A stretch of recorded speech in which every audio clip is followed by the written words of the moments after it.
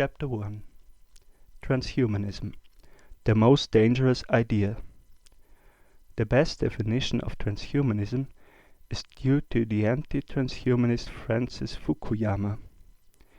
In 2004, the editors of Foreign Policy asked 8 prominent policy intellectuals the question, what ideas, if embraced, would pose the greatest threat to the welfare of humanity.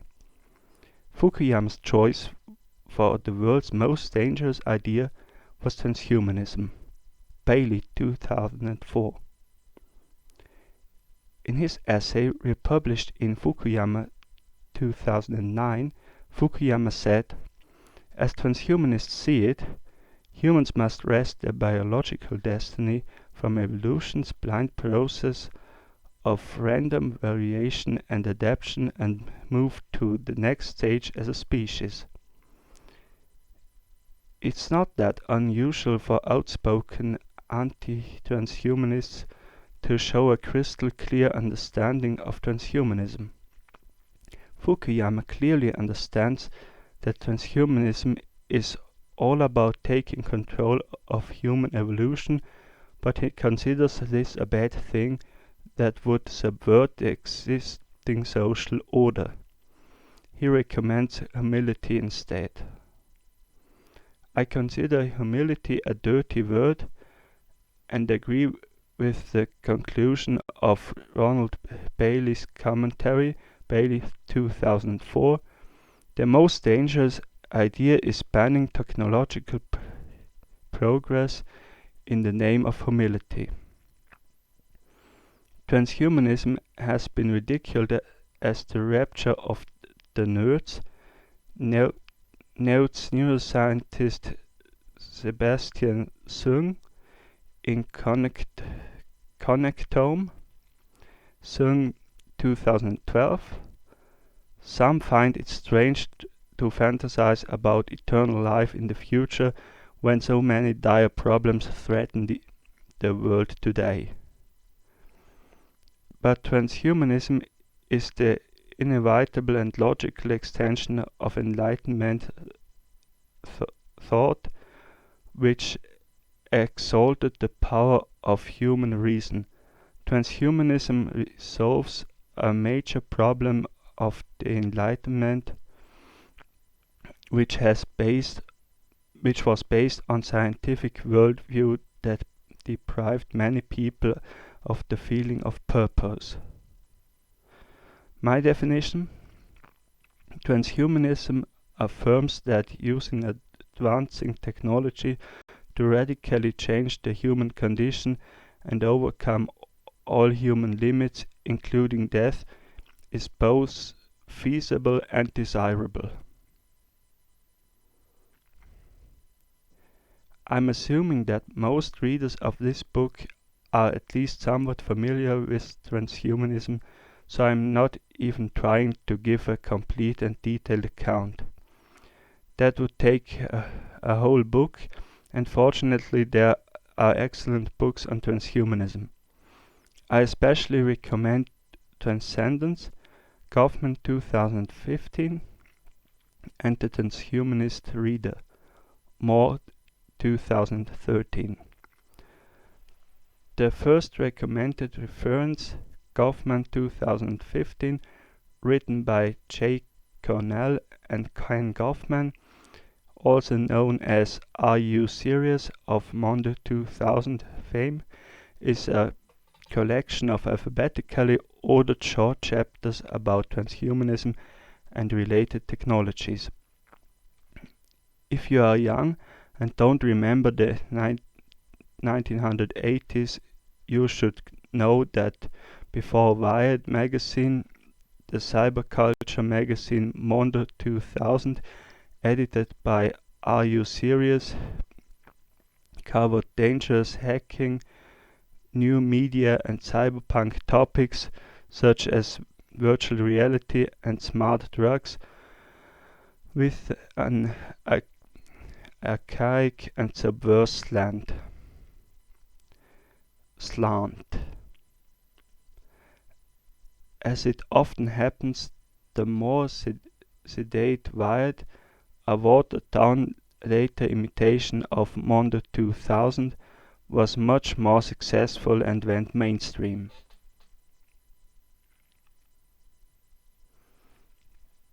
You should know about Timothy Leary, now mostly known as an often jailed apostle of LSD and all sorts of psychedelic drugs. Leary was a precursor of modern radical futurism with SMITE, squirrel, space migration, intelligence increase, and life extension, for which he is given due credit by Cornell and Goffman in a short chapter of the book and many references. Transcendence is inspired by Leary's playful and irreverent spirit. Leary may have something to tell us about keeping the goals of self-enhancement aimed at evolving a humane, playful novelty-rich culture as opposed to just building up IQ points and biological years out of some unthinking Western goal-oriented pursuit of quantity. At the time of Mondo 2000, the technologies and the social trends covered by Transcendence were part of the counterculture, but today they are becoming part of the mainstream. Scientists worry about the dangers of superintelligence. Neurohackers upload warm minds to computers, and the robots are coming to take your job. The book is a roadmap to a sci-fi-like future that may become reality much faster than we think. Whether or not you believe the predictions, whether to fear all this or want to help it happen, and you can, transhumanism is what some of today's best minds are working on and arguing about. It's big and happening even faster." End quote. Their format and style, alphabetically arranged short entries written in a clear, simple, and often fun way, make the book very easy to read, much more readable than most books that cover similar content.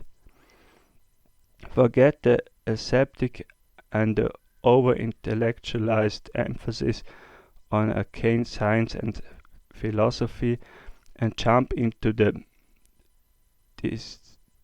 deceptively light treatment of mind-blowing technologies and their cultural, social, and political impact. Knowing that readers are more interested in people than in technologies and gadgets, the authors have filled the book with stories and little and big juicy bits of gossip about the people covered. Many of these people are my friends, and I guess some of them had to reload their sense of humor to enjoy reading what the book says about them. The second recommended reference, More 2013, is an annotated anthology of seminal transhumanist essays edited by Max Moore and Natasha Whittemore. Max and Natasha, the royal couple of the transhumanist nation, don't need an introduction. I just note that Max launched the Extropy print magazine in the 1980s and co-founded the Extropy Institute with Tom Bell. Then Natasha and other pioneers joined the Extropian team. Then came the internet and the Extropians mailing list, and the rest is the history of the transhumanist movement. Extropia Unlimited. Like many others, I joined the Extropians mailing list in the 1990s after reading a wide article titled Meet the Extropians, Regis 1994. An article with the same title had been published in GQ June 1993. The Extropians list has been my main source of intellectual fun for years, with awesome futuristic ideas, science fiction, and a radically simple philosophy of empowerment. I met many good friends through the list, and I am proud of being one of the Extropy alumni. It's worth noting that many ideas that today are all over the mainstream press were first discussed on the list. Prisco 2014. I don't remember much of the discussions, but they were often pretty extensive, says Anders Sandberg. The Extropy archives will indeed be a goldmine for future historians, says Mike Latorre.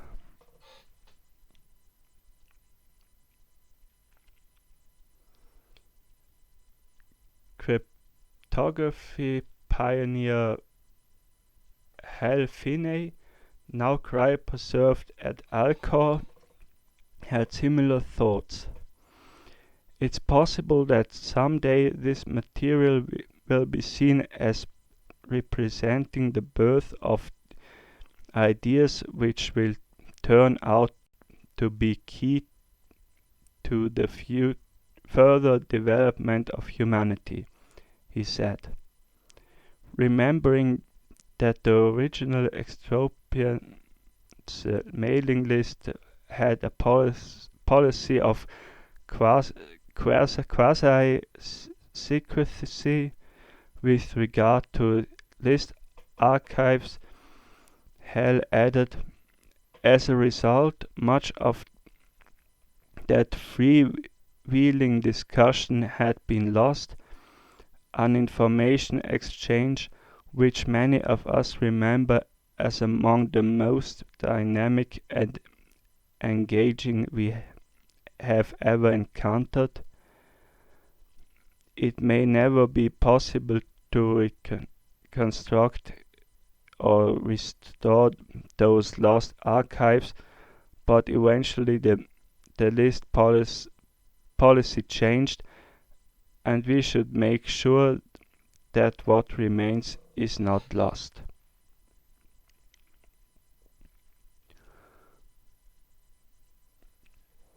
I think a lot of ideas that will have a huge impact on the world originated in the Extropian list, or at least found an early greenhouse there.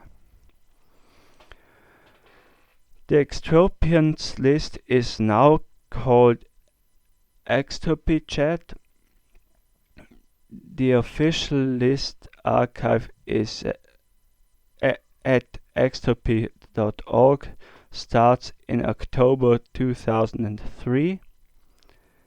A GitHub repository named Extropians, open to contributors, includes an Extropian list archive from 1996 to 2003. I maintain an archive of available scans of the late lamented Extropy print magazine in a sub-repository.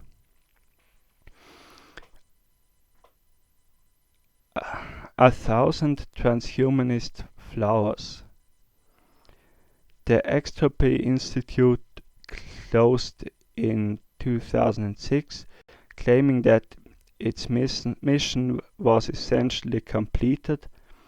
By 2006, other transhumanist organizations had been formed, first and foremost the World Transhumanist Association, WTA, founded in 1998 by Nick Bostrom and David Pierce.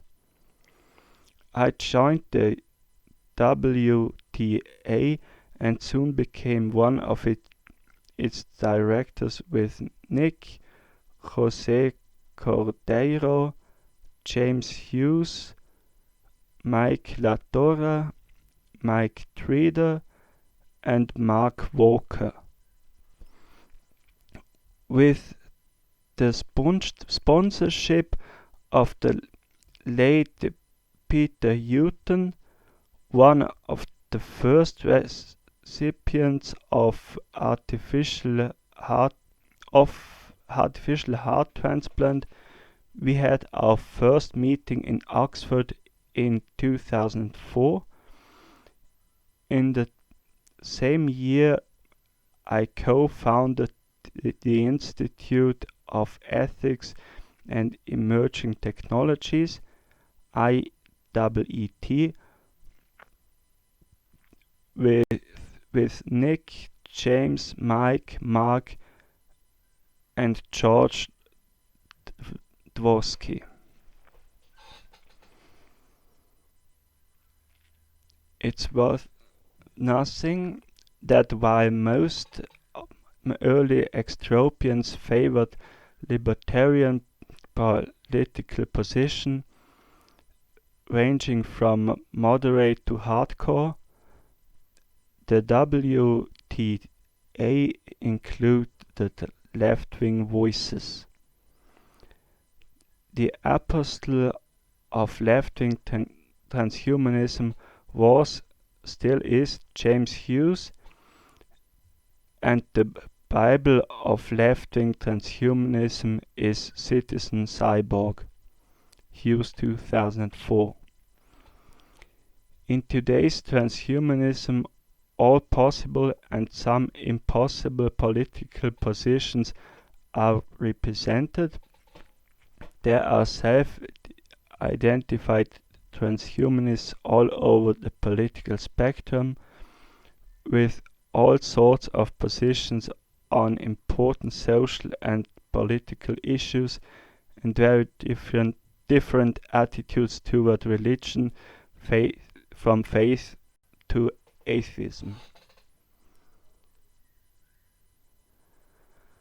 The common denominator that using advanced technologies to radically modify humans is feasible and desirable doesn't hold transhumanists together any stronger than, say, members of a science fiction salon?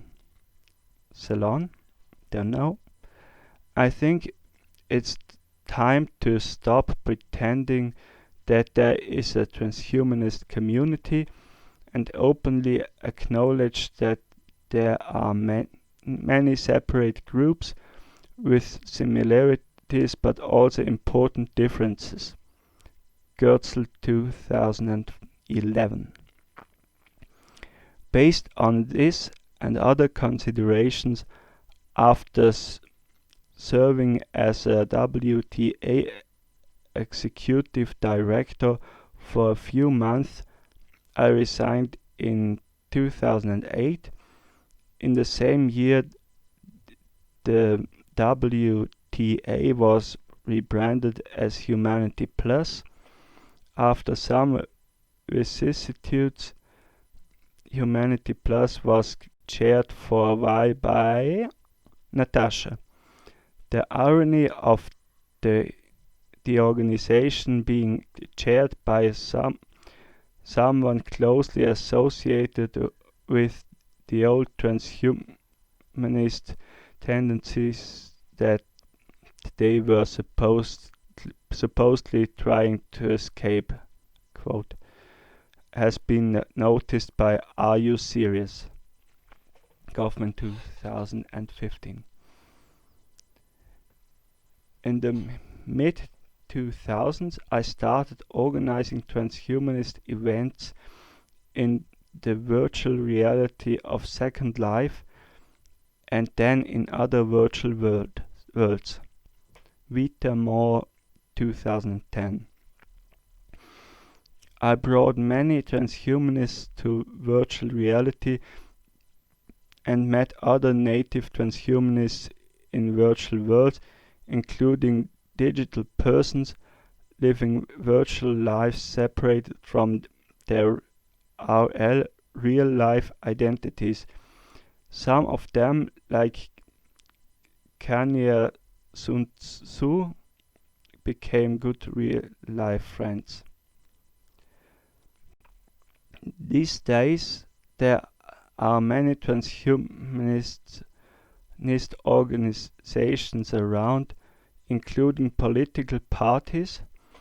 The most visible faces of transhumanism are probably Ray Kurzweil and Sultan Istvan. Transhumanism is still mostly an online phenomenon, with some exceptions like the London Futurist Group, organized by David Wood, which hosts popular talks and gatherings in London. I have mostly stopped playing an active role in organized transhumanism, with the exception of the Italian Transhumanist Association, AIT, of which I am undeservedly the current president. Stefano Vai is deservedly the current secretary, and founder Riccardo Campa is honorary president.